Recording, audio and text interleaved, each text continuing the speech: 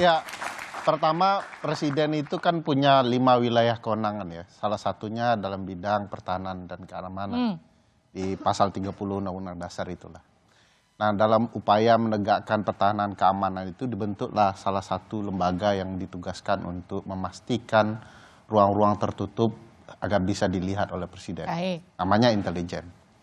Nah, intelijen dalam hal ini ditugaskan untuk memastikan fungsi pertahanan keamanan itu berjalan dengan baik.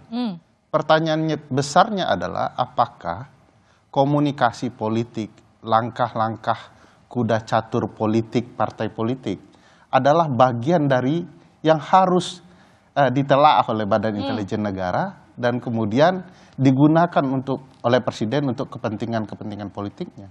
Menurut saya tidak boleh. Karena partai politik bukanlah musuh negara yang akan mengganggu pertahanan dan keamanan negara.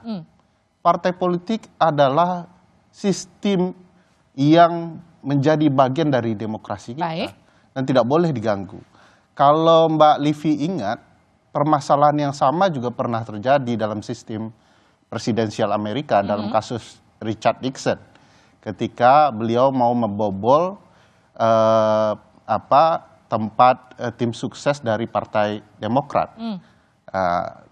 Beberapa orang, kalau tidak salah 5 orang ditugaskan untuk meletakkan alat sadap yang berkaitan dengan kepentingan pemilu ketika itu. Dan ujungnya berakhir dari mundurnya Presiden Richard Nixon karena ketahuan dia menggunakan kewenangannya secara berlebihan. Di konteks ini bisa kita lihat begitu ya. Oke, Demokrat khawatir nggak?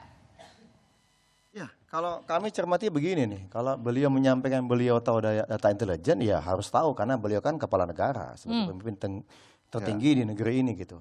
Tapi kan bukan untuk memata-matai partai politik kita. Tapi belum selesai.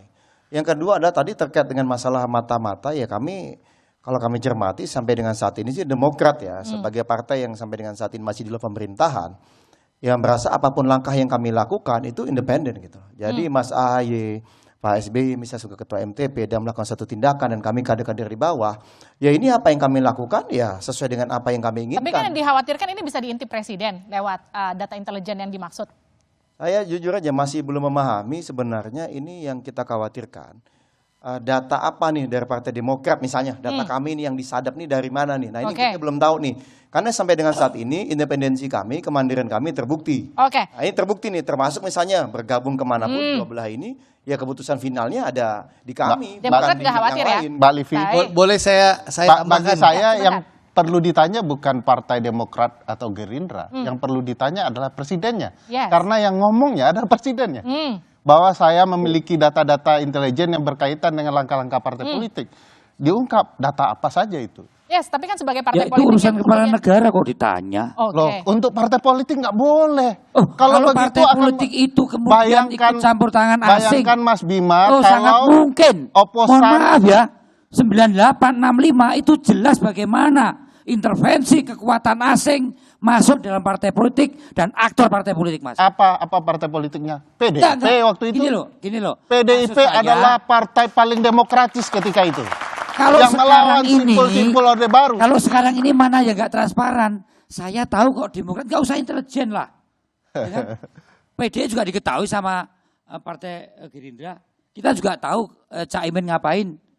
Kalau sekarang di internal kita, menurut saya gini. Mas Bimo sedang menuduh PDI ketika itu sebagai aktor anti asing dan seolah-olah membiarkan apa Orde Baru yang lakukan kepada PDIP adalah benar. Boleh nggak misalnya ada aktor asing? Kalau berkaitan dengan pertahanan keamanan, kalau ada aktor asing atau intervensi asing dari pendanaan masuk ke tokoh politik atau partai politik, boleh nggak negara itu menegur? Tapi kan bukan itu yang diomong Presiden. Bukan soal dana asing. Lah, tapi strategi partai politik. Itu kontennya apa? Presiden mengatakan dia tahu apa yang akan dilakukan berkaitan dengan pemilu kan? Lah, kalau yang namanya dana asing dan aktor asing tadi terkait dana pemilu, boleh nggak BIN atau negara intervensi?